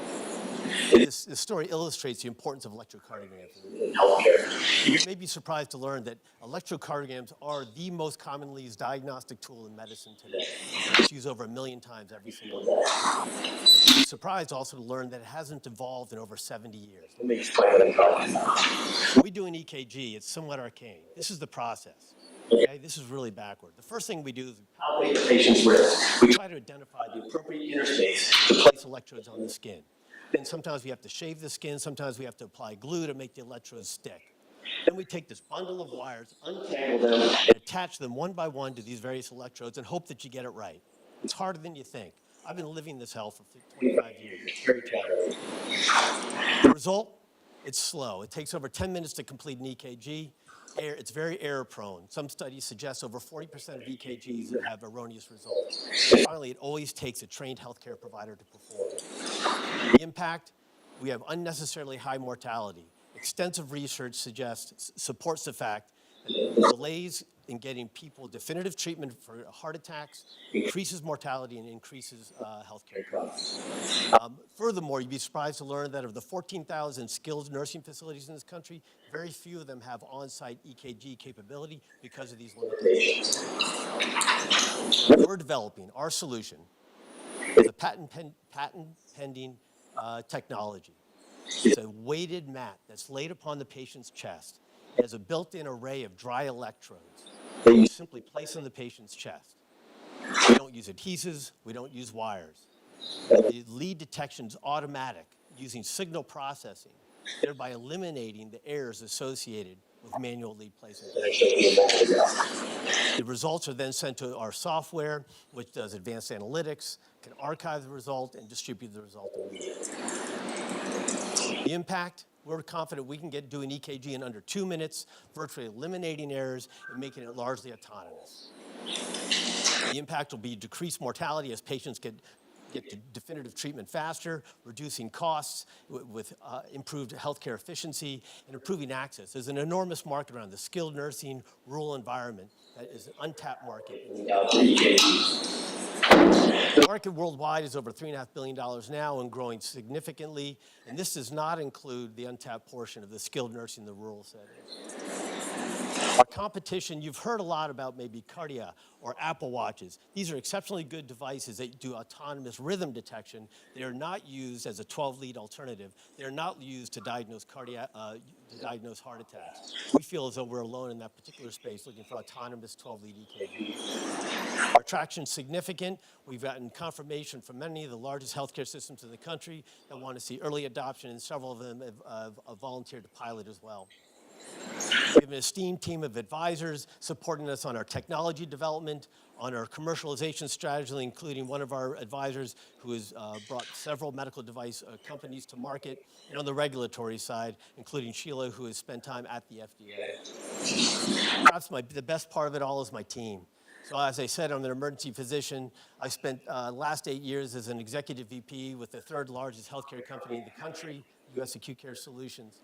But I'm humbled to be accompanied by these guys behind me. Mark is an AI researcher, software engineer, spent time at Boston Scientific and Mayo doing medical device development. And Kevin Chung is one of the smartest guys I've ever been around. This is just a humbling environment. So what I'm confident about is that the technology we're developing is going to impact every single one of you in this room.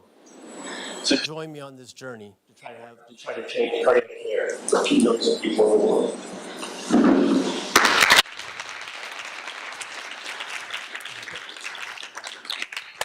Thank you very much. Judges, questions? Yeah, so in terms of the, do you see your beachhead being more on the hospital side or that immediate response? Because your story spoke to me in terms of being right there, immediate response right there. But where do you kind of see your beachhead? You're asking the acute care versus what? Versus kind of like EMT, Yeah, right. So we see 5 cardinal areas of opportunity. In order, I think, of pursuit would be either acute care, subsequently post-acute care, we may flip those. Third would be the primary care offices, urgent care, cardiac clinics. That's fairly obvious. Fourth would probably be the EMS environment you're talking about, first responders. And fifth would be the rural, underserved global south.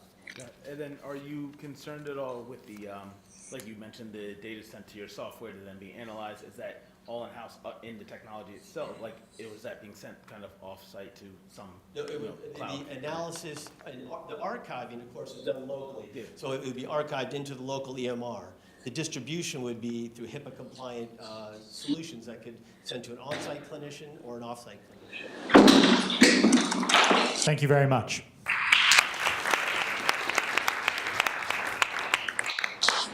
Next up, we have Econda.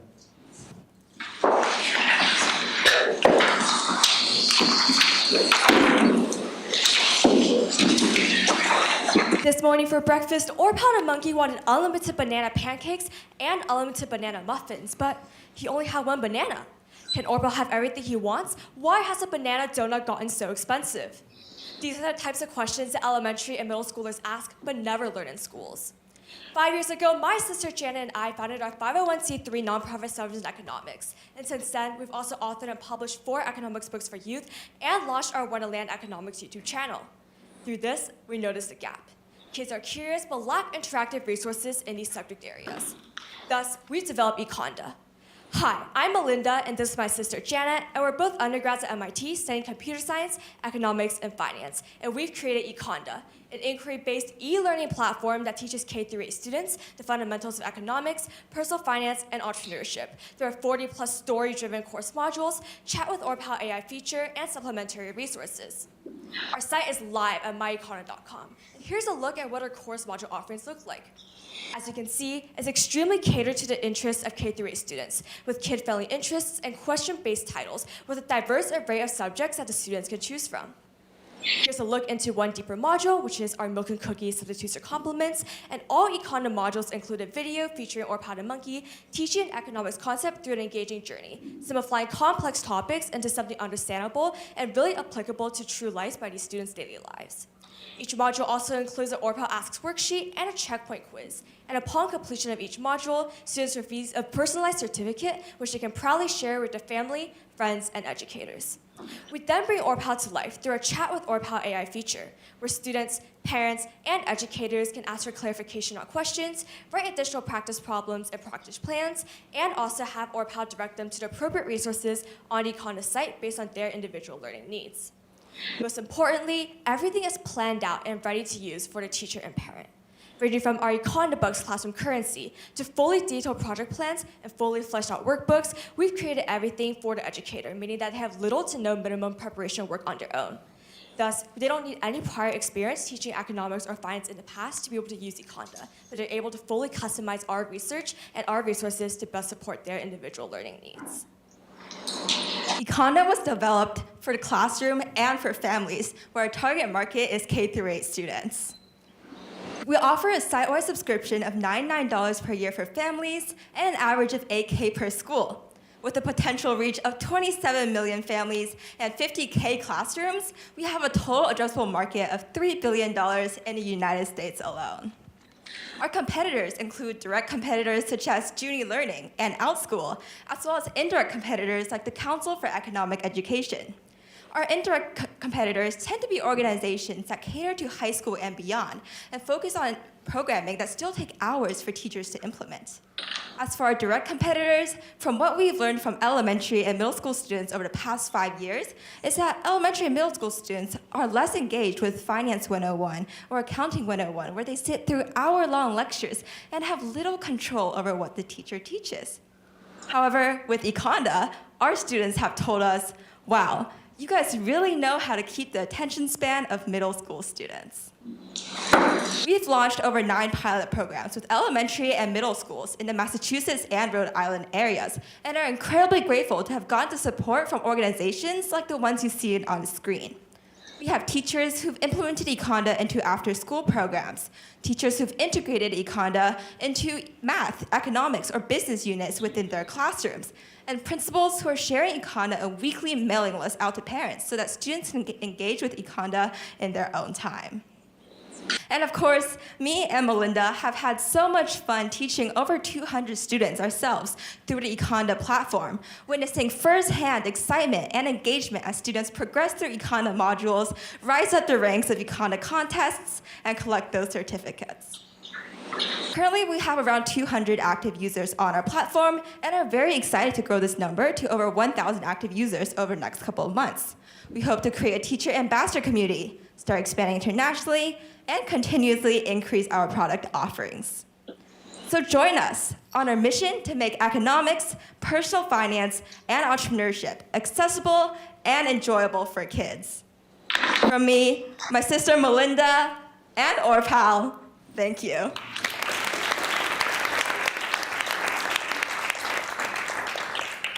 Thank you. Now for judges' questions.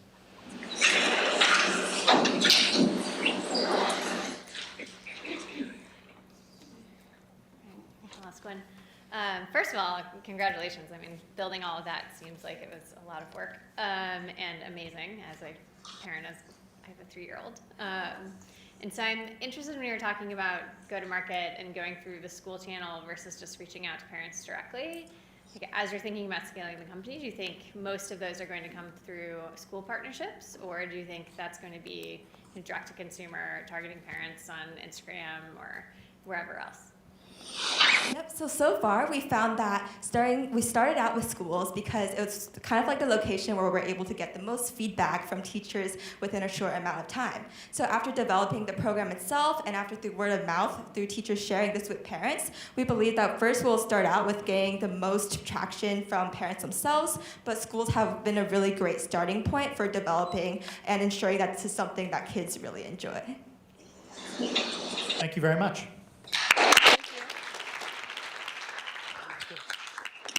Right, guys, that's all of our competitors this evening. I want to quickly and briefly remind everyone of what's at stake.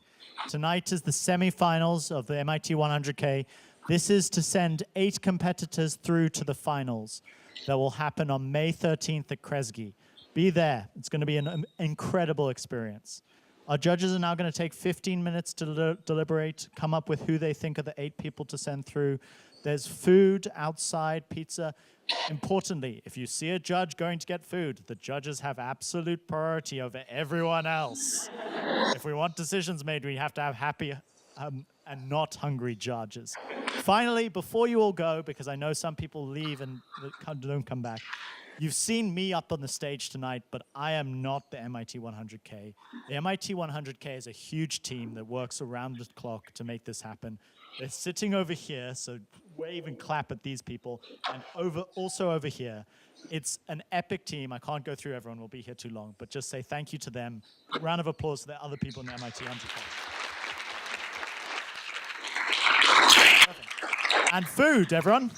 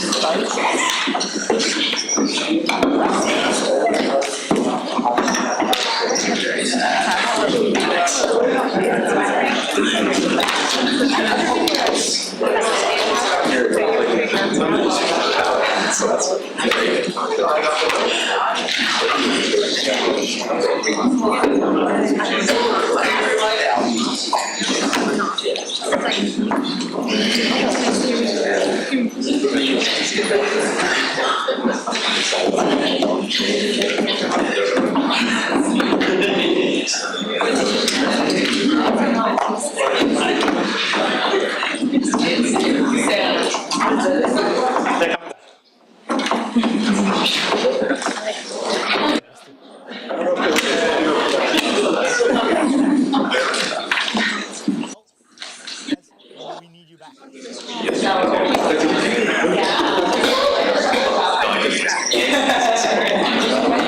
All right, everyone, a round of applause, please, for our 5 judges this evening.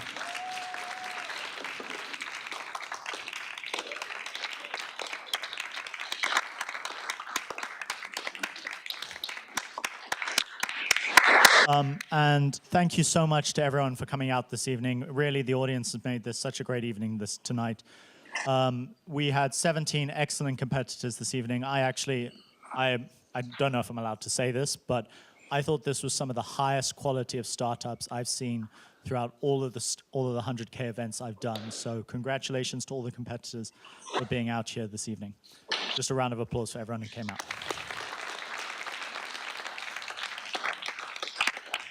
Now, I know you don't want to listen to me speak, so I'm going to get on to the important thing. But I think the first thing to say is that everyone here, regardless of the outcomes, this is a moment and a testing moment in an amazing journey. And that journey will continue regardless of what goes on tonight. But without further ado, and in no particular order, the eight startups that will advance to the finals of 100K to compete in Kresge on Monday, 13th of May, is PolicyMind,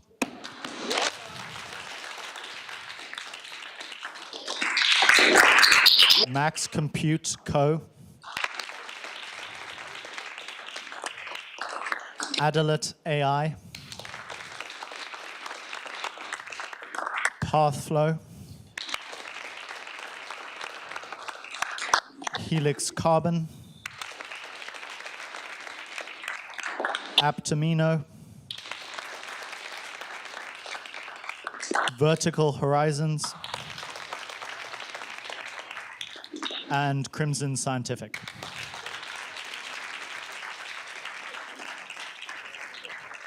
I just want to congratulate everyone who was up here. Importantly, we need to take photos. So if you were a competitor this evening, please stay behind. We're going to take lots of photos. The food's still out there. And before we go, the guys who make it all possible, who make this whole evening possible, are MIT's audiovisual team and their video team and Sloan Technology Services. We've been out on YouTube, people have been watching online, a bunch of people have been watching the stream. They make it happen, they make all of this possible, so thank you to them too. Thank you very much, everyone. Good night.